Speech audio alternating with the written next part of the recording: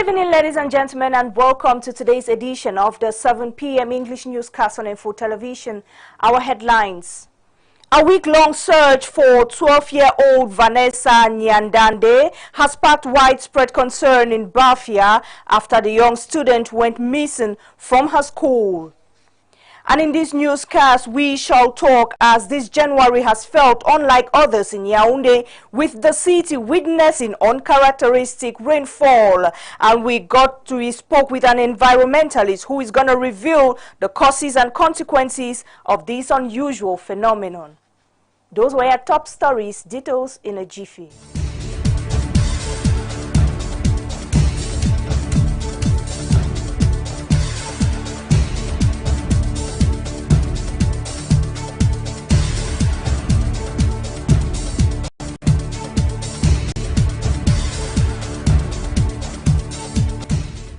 Welcome back. As you heard in one of our lead stories, a week-long search for the 12-year-old Vanessa Nyandande has sparked widespread concern in Bafia after the young student went missing from her school.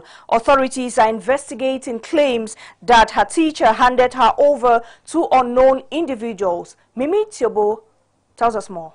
A 12-year-old girl named Vanessa Nyandande has been missing for over a week, sparking desperate search by her mother. Vanessa was last seen at her school last Monday, but she never returned home after classes. When I arrived there, I met the man. I asked him the question. The dad came and gave me the child's bag, while telling us that since 11 o'clock, the child left for break and has not returned. You asked the teacher, when you realized the disappearance of the child, what did you do? He told us that he thought the child was playing outside. I said, okay. After break, you noticed that the child has not yet returned. You didn't report it. You didn't even inform us, the family. Is that how things are done? According to eyewitnesses and school officials, the teacher allegedly handed Vanessa over to two unidentified individuals at the end of the first break.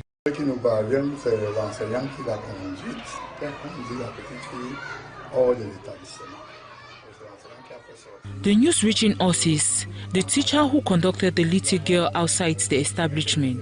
The gate man was sick. We had to call some elderly students to watch the gate. It was a question of no student should cross the gate during break. It is the teacher who took the child out to chat with unknown individuals who were waiting outside of the gate. Despite an intensive search, Vanessa's whereabouts remain unknown, prompting her mother to file a complaint against the teacher at the local police station. When I came back, I saw my mother. She told me, do you know that neither the school director nor the pastor knew that the child was missing? I asked, how come?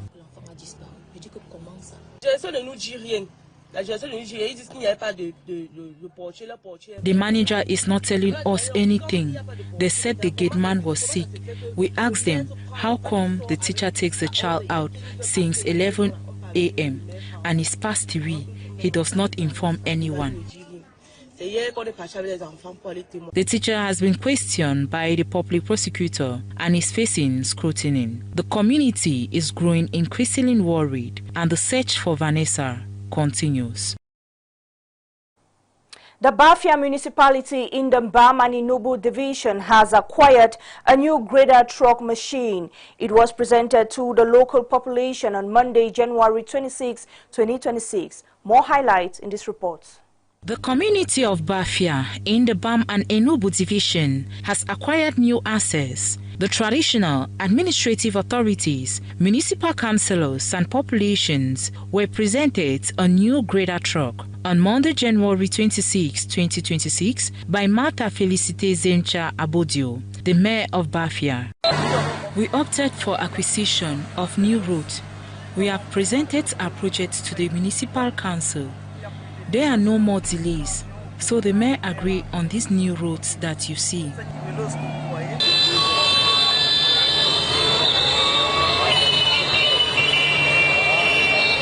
This new acquisition will enable the Bafia community to open up agricultural roads in neighborhoods and villages. The motivation is simple, the state of the route.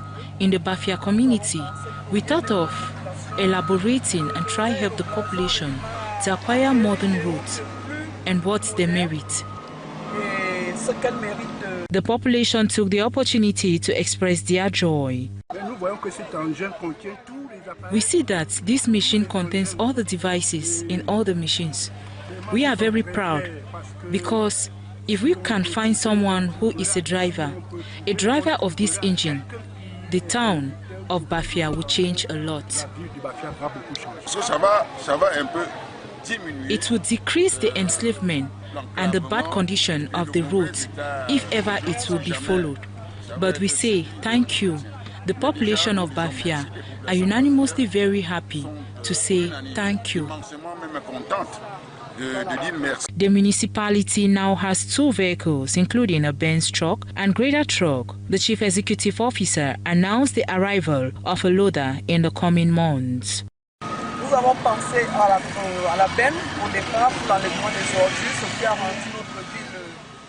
We thought about Benz at first for the removal of dirt, making the town first in sanitation, and today we thought about road infrastructure, and we were able to obtain this machine, and in the course of 2026 we'll present our project to the municipal council, the acquisition of a loader, and we have already launched the market.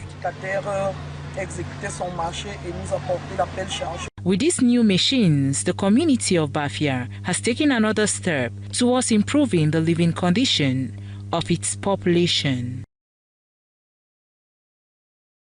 And moral decadence is plaguing the school milieu today, and this is becoming very disturbing. The extent of the decline in moral standards nowadays could cause greater consequences in the future if care is not taken.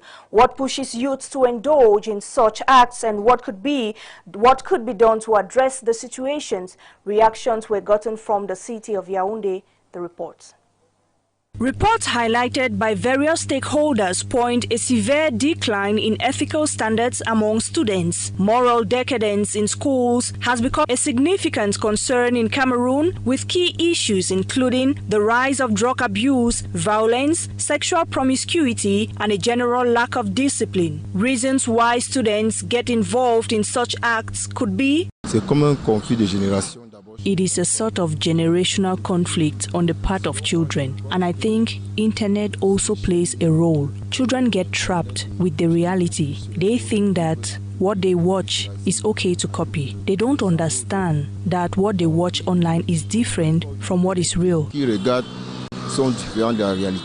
Some say parents cannot be blamed because they can only play their role. Children of nowadays no longer have follow-up like we used to have in our days. Before, parents used to follow children up daily, but today it is like they are abandoned to themselves and they do what they want. If you try to even say something to a child today, the child would behave as if they already know. With all these vices, others hold that there is still a possibility to reverse the situation of indiscipline. To avoid this, we just need to advise them, call them to come closer to you, the parent, not forgetting to console them and tell them how best to live and how to avoid certain things. The urgent need for a collaborative approach involving parents, schools, and the government to restore moral values in educational institutions would go a long way. And this January has felt unlike others in Yaoundé, with the city witnessing uncharacteristic rainfall. Rogers Noam spoke with an environmentalist who revealed the causes and consequences of this unusual phenomenon. Let's watch. While it is not unusual to witness a day of rainfall in the city of Yaoundé in January, the intensity and persistence of this year's precipitation across several days is not what people are used to. In order to clear the air concerning these downpours, which have hammered different parts of the capital city for close to a week this month, we spoke to an environmentalist who had this to say. They are caused by a climatic disturbance recorded in the Pacific Ocean. This unusual phenomenon, also called La Nina, which is characterized by the rise from the depths to the surface of cold waters, impacting the entire equatorial zone, including Cameroon. The population has had to bow to nature in one way or another, as the rains have disrupted their daily routines. As the main consequence in urban areas, we can say that mobility has been disrupted. For example, during the last rains, traffic was heavily disrupted at Poste Centrale, with traffic jams in the capital. Construction sites are also being disrupted. Many engineers and technicians think the dry season is the best time for projects. So when we get sporadic heavy rains, it really throws things off. The rainfall was also recorded beyond the city. And the Director General of Peace Corps Cameroun, Christine Nicole Sene, has been wished farewell on January 26, 2026. This was during an audience granted by the Minister of Public Service and Administrative Reform, Joseph Le. Jessica Ndiwum reports. The Director General of Peace Corps Cameroun, Christine Nicole Sene, has concluded her mission and was officially sent off by the Minister of Public Service and Administrative Reform, Joseph Le, on January 26, 2026 in the Minister's Cabinet in Yaoundé. How are you? How are you? Happy New Year. Happy New Year. Thank you so much for finding time. Usual. In her farewell interview, she had this to say. Volunteer can work for him. They're really working under Minbo because they're working. So my goal stay was this to taste like Taking advantage of the occasion, Christine Nicole Sene introduced Austin Peterson, the new Director General of Peace Corps Cameroun, who is now responsible for continuing a partnership that has stood the test of time. First of all, I would just like to thank the government of Cameroon and His Excellency for welcoming me to Cameroon. I've been here for exactly 1 day so far, so I'm still getting used to everything. Came on Saturday. But I'm very excited to learn about your wonderful country and our programs and projects here in Cameroon. This change represents continuity for Peace Corps Cameroun, which reiterates its ambition to intensify cooperation with the state of Cameroon on social and cultural issues. A ceremony to present New Year wishes to the Minister of Transport Jean-Ernest Massinangale Bibehe and to the Minister Delegate to the Minister of Transport Njoya Zakariou took place on January 26, 2026 at the Yaoundé Conference Center. The event brought together different stakeholders of the Transport Ministry as well as friends and partners. Let's watch. Friends and family of the transport sector gathered at the Yaoundé Conference Center to offer New Year wishes to the Minister of Transport Jean-Ernest Massinangale Bibehe and the Secretary of State to the Minister of Transport Zakariou Njoya. Le Conseil national des chargeurs du Cameroun se prépare.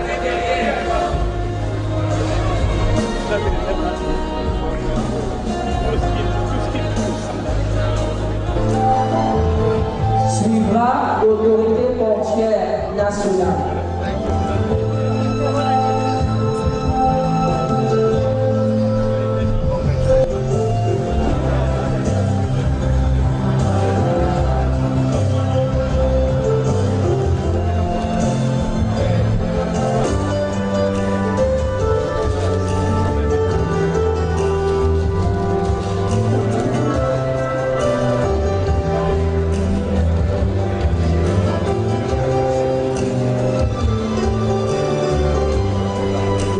During the ceremony, stakeholders of the ministry were urged to be rigorous and institutionally loyal as they carry on various duties.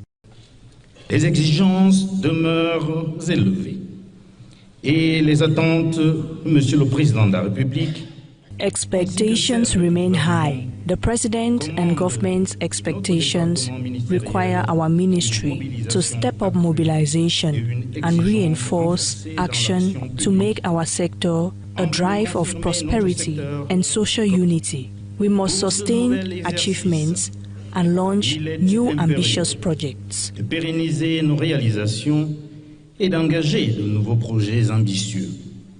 Considerable progress made in the transport sector in the course of the year 2025 was hailed, and expectations for more in the transport domain for the year 2026 is the goal. Pour améliorer le cadre de travail, le ministère des Transports a procédé à l'acquisition du mobilier de bureau, du matériel informatique en faveur des services centraux et déconcentrés. To improve the work environment, the Ministry of Transport has acquired office furniture and IT equipment for central and decentralized services. Not to mention that in 2025, the Ministry of Transport received new premises from MINCAF. Regarding control and internal audit of service performance, the General Inspection conducted field visits and routine activities, including surprise checks at central services to monitor staff punctuality and attendance. Un ensemble d'activités constituées des descentes sur le terrain et des activités courantes. The minister made mention of the availability of the Ministry of Transport to support and enlighten persons needing transport sector services. Chaque vie perdue sur nos routes est une de trop. C'est pourquoi every life lost on our roads is one too many. That is why I call on all stakeholders to constantly seek innovative solutions in order to tackle this surge.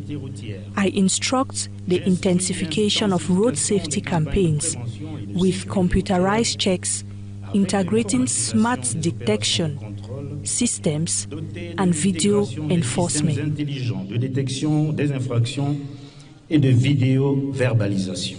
Wishes of good health, happiness, and prosperity extended to both government personalities were acknowledged and well received. The ceremony was also spiced by music and comic intervals.